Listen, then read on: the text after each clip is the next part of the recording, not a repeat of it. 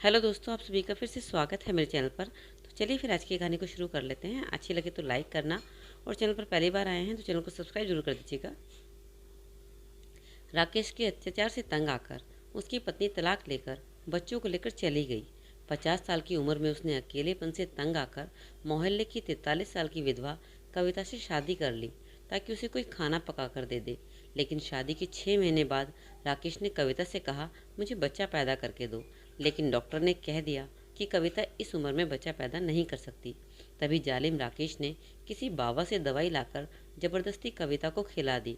उसका बढ़ता हुआ पेट देखकर मैं बहुत खुश हुआ और जब उसे डॉक्टर के पास लेकर गया तो डॉक्टर के रोंगटे खड़े हो गए, क्योंकि कविता मेरे सामने जवान चलाएगी तू। अरे तेरी इतनी हिम्मत। पति का स्थान तो सबसे ऊंचा होता है। तुझे याद नहीं है कि मैं कौन हूँ? अरे पति हूँ तेरा।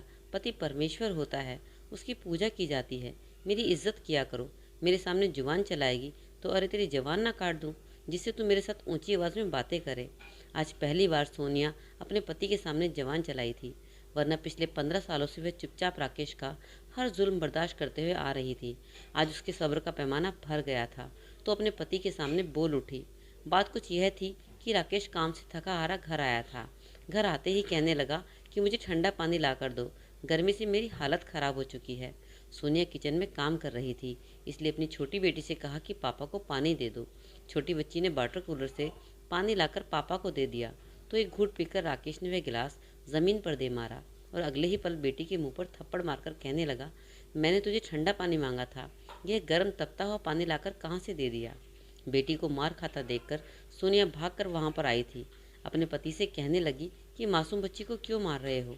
पिछले 1 हफ्ते से तुमसे कह रही हूँ कि फ्रिज खराब हो चुका है, ठीक करवा दो। आज तो मोहल्ले से भी बर्फ मांगने गई तो उन्होंने मना कर दिया। आखिर मैं कब तक लोगों के सामने हाथ फैलाऊंगी? तुम फ्रिज क्यों नहीं ठीक करवा देते? सोनिया ने यह बात कही तो राकेश कहने लगा कि जाकर अपने माँ बाप से बोल कि तुझे खाली हाथ मेरे साथ नाचने के लिए भेज दिया, दहेज में क्यों नहीं लेकर आई फ्रिज। जा दफ़ा हो जाए यहाँ से, अपनी माँ के पास उनसे फ्रिज लेकर ही आना। सोनिया रोने लगी और कहने लगी कि वह क्यों दे मुझे। पहले शादी के वक्त भी तुमने अपनी इच्छा के अनुसार दहेज लिया था। शादी के बाद जब तुम मेरे बेरोजगार हुए, मैं अपने माँ बाप से ही उधार लेकर आती रही। तुम्हारी फरमाइशें पूरी करने के लिए उन्होंने अपनी ज़मीन तक बेच दी ताकि तुम्हें कारोबार करा सके। मैं अपने माँ बाप से कुछ भी मांगने जाने वाली नहीं। इतना सुनना था कि अगले ही पल राकेश ने जो बात की, सोनिया से तो बर्दाश्त करना मुश्किल हो चुका था। राकेश गुस्से में अपनी सास और ससुर को गाली देने लगा। माँ बाप की गाली सुनकर सोनिया का धैर्य खत्म हो चुका था। अगले ही पल वह आगे बढ़ी और अपने पति को कॉलर से पकड़ लिया और कहने लगी कि जो कुछ कहना है मुझे बोल दो, मेरे माँ बाप के बारे में कुछ कहने की ज़रूरत नहीं है। अरे तुम जैसा इंसान बड़ों का आदर क्या जाने, जिसकी नस नस में हैवानियत और जिल्लत भरी हुई है। सोनिया इतना बोलने की हिम्मत तो कर चुकी थी, लेकिन जब राकेश ने यह शब्द सुने तो अगले ही पल वह जानवर बन चुका था। उसने आंगन में पड़ा हुआ लोहे का पाइप उठाया और बिना रुके सोनिया को मारने लगा। उसकी हड्डियों का कचूमर बन चुका था। यहाँ तक कि पड़ोस की औरतें शोर की आवाज़ सुनकर वहाँ आ गई। राकेश को रोकने लगी कि क्यों इस मासूम को मार मार कर कत्ल कर देना चाहते हो। जब पड़ोस की मर्द और औरतें वहाँ इकट्ठे होने लगे तो मजबूरन राकेश रुक गया और घर से बाहर निकल गया। उसके तीनों बच्चे रोते हुए उसके पास आ गए थे। सोनिया की एक बेटी और 2 बेटे थे। गांव की औरतें सोनिया के जख्म पर मरहम रखने लगी थी, उसे अपने साथ लगाकर चुप करवाने लगी। फिर एक औरत कहने लगी, क्यों तुम इस जानवर जैसे इंसान के साथ अपनी ज़िंदगी बर्बाद कर रही हो? अरे राकेश उन लोगों में से है जो औरत को मरने के बाद भी तड़पा दे। अच्छा है कि तुम उससे अपने रास्ते अलग कर लो। तुम्हारा मायका तो अच्छा खासा है, फिर क्यों इस इंसान के जुल्म और मार बर्दाश्त कर रही हो? और किसी दिन अगर तुम्हें उसने कत्ल कर दिया तो ना तुम्हारे बच्चे पीछे बेसहारा हो जाएंगे। राकेश जैसा इंसान उन्हें पूछेगा भी नहीं। बात सही भी थी। सोनिया को लगा था कि अगर उसके बेटे होंगे तो राकेश के दिल में उसके लिए मोहब्बत बढ़ जाएगी, उसकी इज्जत करेगा, मगर ऐसा तो कुछ भी नहीं हुआ था। राकेश को ना तो बेटों से मोहब्बत थी और ना ही बेटियों से। वह तो ऐसा अजीब दिमाग का इंसान था। गांव की औरतों ने जब सोनिया को समझाया तो कहने लगी कि मैं अगर अपने मायके चली गई तो मेरे बच्चों को कौन वहाँ प्यार करेगा? मैं अपने माँ बाप पर बोझ बनकर रह जाऊंगी। परिवार वाले तरह तरह की बातें करेंगे कि मैंने खुद अपने पति से तलाक लिया। मगर गांव की एक औरत फौरन कहने लगी कि पागल मत बनो। अरे 2 बेटे हैं तुम्हारे, एक बेटी है, कितने दिन तुम इस आदमी के चक्कर में रहोगी? तुम्हारा बड़ा बेटा 12 साल का है, उससे छोटा 9 साल का है, बेटी तो तुम्हारी दोनों से छोटी है। कितने साल आखिर तुम अपने माँ बाप का बोझ बनोगी? कल को तुम्हारे बेटे जवां हो जाएंगे, तुम्हें रूखी सूखी रोटी भी खानी पड़े, तुम वहाँ पर चली जाओ। बाद में अपना खाना पीना अलग कर लेना, समय कट जाएगा।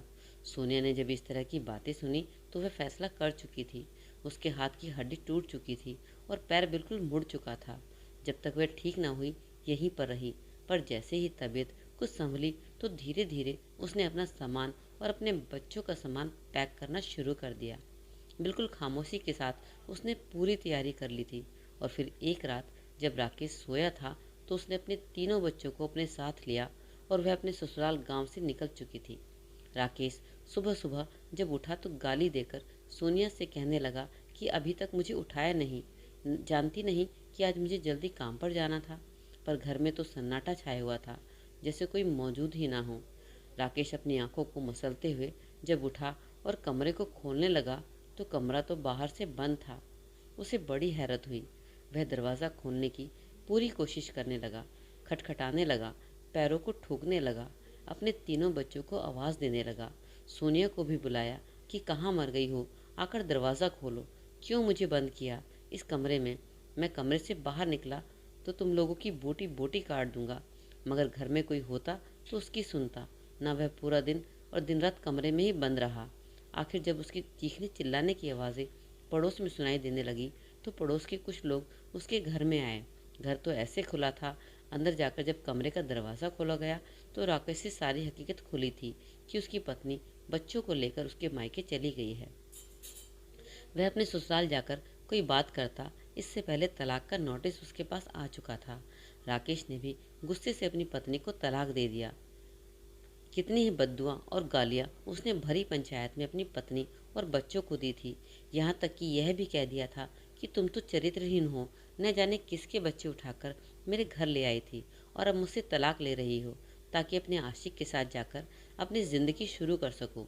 इस बार भी सोनिया कुछ नहीं बोली। हर कोई राकेश पर थू थू कर रहा था। राकेश कहने लगा कि मुझे अब ज़िंदगी में किसी औरत की ज़रूरत नहीं है, अकेला रहूँगा, देखना मैं कितनी तरक्की करूँगा। औरत तो होती ही फसाद है। राकेश अपनी ज़िंदगी में सब कुछ भूलकर आगे बढ़ने लगा था। सुबह सुबह काम पर निकल जाता, दिन को होटल पर खाना खा लेता, रात को घर आता तो बाहर से खाना खा लेता। एक दिन जब घर वापस आया तो उसकी तबीयत बहुत ख़राब थी। काम की वजह से पूरा शरीर थक कर चूर चूर हो चुका था। हल्का फुल्का बुखार भी था। आकर बिस्तर पर लेट गया। भूख से उसे नींद भी नहीं आ रही थी। नींद में ही सोनिया को आवाज़ देकर कहने लगा कि मेरे लिए गरम गरम रोटी ला कर दे। फिर अपनी बेटी को आवाज़ देकर बोला कि रानी मेरे लिए पानी का गिलास ला, ठंडा पानी ला, वरना बहुत मारूंगा। मगर कोई भी उसके पास मौजूद नहीं था, तो सिर्फ और सिर्फ सन्नाटा था। राकेश उठकर बैठ गया। घर की खामोशी तो जैसे उसे काटने लगी थी। जैसे तैसे खुद को उठाया, आटा गूंथकर रोटी बनाने लगा। जैसे तैसे रोटी बनी, उसके सामने प्लेट में पड़ी थी, कई जगह से जल चुकी थी। जब उसने पहला निवाला ही खाया तो रोटी बिल्कुल ही जलकर कड़वी हो चुकी थी। भूख तो सारी जैसे मिट चुकी थी।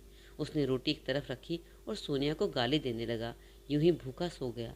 अगली सुबह खुद जैसे तैसे डॉक्टर के पास गया और अपने लिए दवा लेकर आया। छोटे छोटे काम जो कभी उसके बगैर कहे सोनिया कर दिया करती थी, अब जब हर काम को खुद करने लगा तो उसे एहसास हुआ कि घर में औरत की कितनी ज़रूरत होती है। लेकिन अब तो वापसी का कोई रास्ता भी नहीं बचा था। उसके आस्तीन के बटन टूटे हुए थे। अगर ज़रा सी जेब फट जाती तो सोनिया फ़ौरन सिलाई कर दिया करती थी। लेकिन अब उसे मजबूरन इन्हीं कपड़ों में, मैले बदबूदार कपड़ों में ही काम पर जाना पड़ रहा था। वह कपड़े धोता तो उसके बाद भी गंदगी नहीं निकलती थी। फिर बड़बड़ाता कि मरी भगवान जाने कौन सा पाउडर इस्तेमाल करती थी कि सारे कपड़े बिल्कुल साफ़ सुथरा हो जाया करते थे। मुझसे तो ये धुल ही नहीं रहे। बाहर से किसी से धुलवाऊंगा तो जेब से पैसे जाएंगे और मैं इस हाल में पैसे नहीं दे सकता। तेजी से वक्त आगे बढ़ने लगा। मेहनत मजदूरी करके राकेश ने रकम भी अच्छी खासी जमा कर ली थी, क्योंकि खुद पर खर्च कर उसने सिर्फ इतना ही किया था कि वह पेट भर के खाना खा सके। जब 50 साल की उम्र को पहुंचा तो अचानक उसके दिल में यह ख्याल आने लगा कि क्यों न वह दूसरी शादी ही कर लेता। फिर अपनी कम अक्ली पर खुद ही अपने आप को थप्पड़ मारा था कि मैं कैसा बेवकूफ़ हूँ। 50 की उम्र को पहुंचकर मुझे ये ख्याल आया है कि मुझे दूसरी शादी कर लेनी चाहिए। अरे उस सोने के जाने के बाद ही अगर मैं दूसरी शादी कर लेता, अब तक मेरी दूसरी शादी हो चुकी होती। उससे बच्चे होते और ज़िंदगी बड़ी सुकून भरी होती। बस तो वह बस एक गहरी सांस लेकर रह चुका था। अब तो वह घर के काम से बिल्कुल ही थक चुका था। तो फिर उसके दिल में ख्याल आया था, बाहर उसके मोहल्ले के एक रिश्ते वाले से बात बाहर उसने मोहल्ले वाले से एक रिश्ते वाले से बात की कि वह दूसरी शादी करना चाहता है। रिश्ते वाली फौरन उसी गांव की में एक विधवा औरत का रास्ता उसके लिए बताने लगी। 44 साल उम्र है। उसका नाम कविता है। बड़ी मासूम और अच्छी औरत है। बिल्कुल गाय है। जिस तरफ लगाओगे उसी तरफ लग जाएगी। मुंह में तो जैसे जवान ही नहीं है। मगर तुम चाहो तो मैं उसके लिए तुम्हारी बात चलाऊं। जब 44 साल की औरत के बारे में राकेश ने सुना तो अगले ही पल उसके मुंह में पानी आया था। चेहरे पर मुस्कुराहट आ गई, जैसे वह 50 साल का ना हो बल्कि 18 साल का नौजवान कुंवारा लड़का हो। वह हंसकर रिश्ते वाले से कहने लगा कि शांति बहन, मुझे पहले उसकी तस्वीर तो दिखा दो। पहले मैं देखूँ तो सही कि वह मेरे मुताबिक है भी कि नहीं। कहीं तुम कोई काली भद्दी बदसूरत औरत मेरे पल्ले ना बांधो। रिश्ते वाले ने जब राकेश की बात सुनी तो माथे पर तेरी चढ़ाकर उसने उसे देखा। कहने लगी कि कब्र में तो टांगे लटक रही हैं और लड़की देखो कैसे डिमांड कर रहा है। उसने जब कविता की तस्वीर दिखाई तो राकेश जैसे दिल ही दिल में उसे अपनी पत्नी मान चुका था। कहने लगा कि बस मैं इसी से शादी करना चाहता हूँ। जल्द से जल्द मेरा रिश्ता यहाँ पर लेकर जाया जाए। कविता अपने भाई और भाभी के घर रहती थी। भाभी का रवैया भी कविता के साथ कुछ अच्छा नहीं था। वह तो बस इसी इंतज़ार में थी कि पहला रिश्ता आए और वह अपनी ननंद को इस घर से चलता करे। जैसे ही राकेश का कविता के लिए रिश्ता आया तो फ़ौरन ही हाँ कर दिया गया। कुछ दिनों बाद ही सादगी से उनकी शादी भी हो गई। शादी के बाद राकेश ने अपना रवैया बहुत हद तक बदल लिया था। कुछ तो उम्र का तकाजा भी था। वह कविता के साथ वह सब कुछ नहीं कर रहा था जो अत्याचार उसने सोनिया के साथ किया था। घर का माहौल बड़ा ही अच्छा चल रहा था। कविता भी बड़ी आज्ञाकारी और सलीके वाली औरत थी। उसके हाथों में बहुत स्वाद था। जब घर का बना हुआ स्वादिष्ट खाना राकेश ने खाया तो उंगली चाटता रह गया। वह तो रोज़ाना कविता की तारीफ ही करता नहीं थकता था। जैसे जैसे वक्त आगे बढ़ने लगा तो राकेश का दिल और मचलने लगा। वह सोचने लगा कि जब सोनिया थी तो शादी के 4 महीने बाद ही वह प्रेग्नेंट हो गई थी। पहले बेटा पैदा करके दिखा दिया था। वह यही सब सोच रहा था कि कविता कमरे में आई और आकर राकेश के पैर दबाने लगी। पैर दबाते हुए राकेश कविता को देख रहा था। फिर कहने लगा कि कविता, मुझे बच्चा चाहिए। मैं चाहता हूँ कि तुम मुझे एक चांद सा बेटा पैदा करके दो। जब यह बात कविता ने सुनी तो शर्म से लाल हो गई। अपने चेहरे के आगे पल्लू रखकर मुस्कुराने लगी। लेकिन राकेश कहने लगा कि अरे बस भी किया करो। शर्म तो ऐसे कर रही हो जैसे 16 साल की कोई लड़की हो। दूसरी शादी है तुम्हारी। मैं चाहता हूँ कि तुम मुझे बेटा पैदा करके दो, मेरा भी नाम हो। और यह घर देखो तो कैसे सन्नाटे में डूबा लगता है। सन्नाटा मुझे काटने को दौड़ता है। अगर बच्चे होंगे तो घर में रौनक आ जाएगी। कविता अगले ही पल गंभीर होकर कहने लगी कि अब हमारी उम्र इन सब की नहीं है। शादी तो हमने कर ली है, लेकिन मुझे नहीं लगता कि इस उम्र में हम बच्चा पैदा कर सकेंगे। लेकिन राकेश अगले ही दिन कविता को डॉक्टर के पास ले गया। बच्चे होने के लिए दवाइयाँ लेकर आ गया। कविता को शक्ति से कहा कि तुम इन दवाइयों को इस्तेमाल करो। मुझे भी बताओ, बस मैं कुछ ही महीने में खुशखबरी सुनना चाहता हूँ। कविता दवाइयों का इस्तेमाल करने लगी थी। वक्त ऐसे ही गुजरते हुए आगे बढ़ने लगा।